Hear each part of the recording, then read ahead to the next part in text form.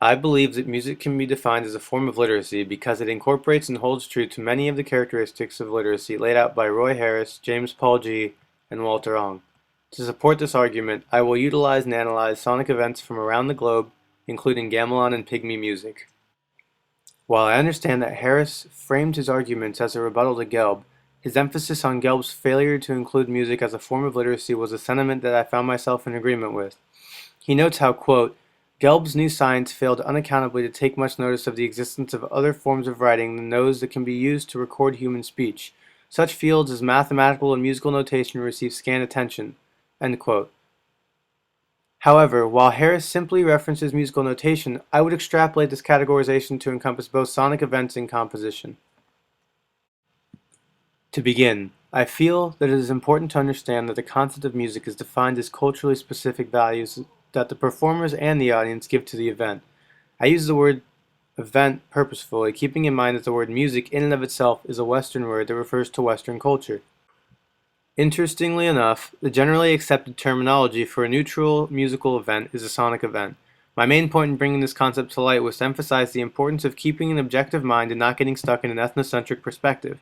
It can be difficult to detach from this mindset, but it is an imperative part of examining music or sonic events on a global scale and as a form of literacy. In terms of examining music, it is important to be aware of both the context and function of each sonic event. The context conveys the where and when, the place, situation, and circumstances surrounding the sonic event, while the function, the why and the how, explore the use within a specific context. These could vary from entertainment, ritual, political, or healing purposes. Furthermore, as a preface for delving into my examples from around the globe, it is important to remember that there is a distinct differentiation between music from around the world and world music. World music is simply a Western genre that is sold as representative of music around the world, but does not necessarily hold true to cultural or historical context. The Akapigmi are one of the oldest populations in Central Africa. Polyphonic and polyrhythmic music and dance is one of the cornerstones of Pygmy society. Everybody is involved.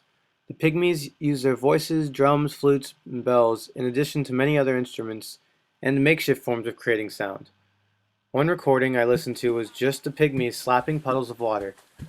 But using the polyphonic structure and finding different depths for different sounds, this simple combination of sound became so much more than just that.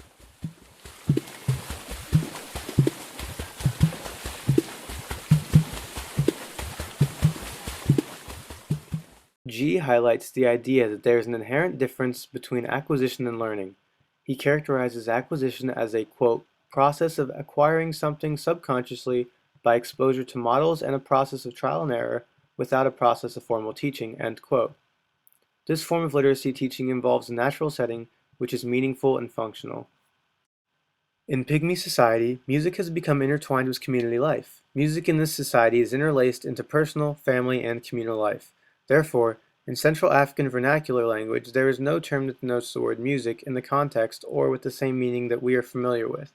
In this case, the literacy is distinct to this culture, and outside forms of literacy have failed to permeate this society so far. Furthermore, there is no structured form of teaching the musical composition or playing skills, simply learning through observation. Therefore, the literacy of music interlaced into Pygmy society falls more under the categorization of acquired than learned. On the other hand, gamelan music falls more under the categorization of learned music. Gee defines learning as a, quote, process that involves conscious knowledge gained through teaching, end quote. While gamelan brings individuals together into one group in a collaborative effort and is a traditional practice, gamelan is still a form of music in which the skills to play are learned. I would further argue that gamelan is learned due to the nature of its composition, which must be taught and practiced in order to reach any level of mastery. Gamelan incorporates both a 5-note scale and a 7-note scale. The 7-note scale includes 7 pitches, while the 5-note scale has the same pitches excluding pitches 4 and 7. Notation of gamelan music is written with numbers indicating which pitch and dots and overbars to indicate the speed with which the note should be played. Therefore, the context is very important, for without any contextual knowledge, the musical notation in and of itself would be relatively useless. Another factor that leads me to the conclusion that music is in fact a form of literacy is the idea that literacy affects a plethora of societal aspects including economic life, political structure and activities, religious life and thought, and family structure, among others. Ong makes the observation that, quote, throughout its use in history, writing interacts massively with all sorts of social structures and practices, so that it by no means follows exactly the same development in all cultures, end quote. While this quote specifically mentions writing as literacy, I would vehemently argue that the same could be said about music. In addition, this point again raises the importance of context and how each distinct societal context influences societal development differently. Gamelan serves to bring individuals together in a group and is performed as a collaborative effort, leaving no platform for individual spotlight. Traditionally, gamelan has been played for ritual ceremonies and community celebrations and is sacred. It is believed that each instrument in the gamelan is guided by a different spirit. Music in this context is sacred and traditional as opposed to a form of entertainment. In addition, the practice of playing gamelan involves social cooperation and cohesion. This, coupled with the supernatural beliefs attached to the gamelan, beautifully exemplify many of the ways in which literacy can affect culture based on specific context. In Pygmy society, music and social behavior both mirror each other and are heavily intertwined in multiple ways. Just as their music is a collective and collaborative effort, these characteristics are also exemplified in hunting practices. Pygmies hunt together and share food equally among each other. In addition, music is utilized as a means of making contact with supernatural forces, another reason why music is not considered to be the same aesthetically pleasing phenomenon as it is in Western culture. In summation, I would maintain that music, as well as music composition, is indeed a form of literacy.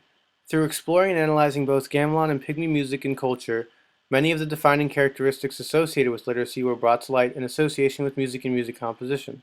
In addition, the importance of cultural context was highlighted and played an integral role in understanding the intricacies of each distinct society, culture, and musical experience.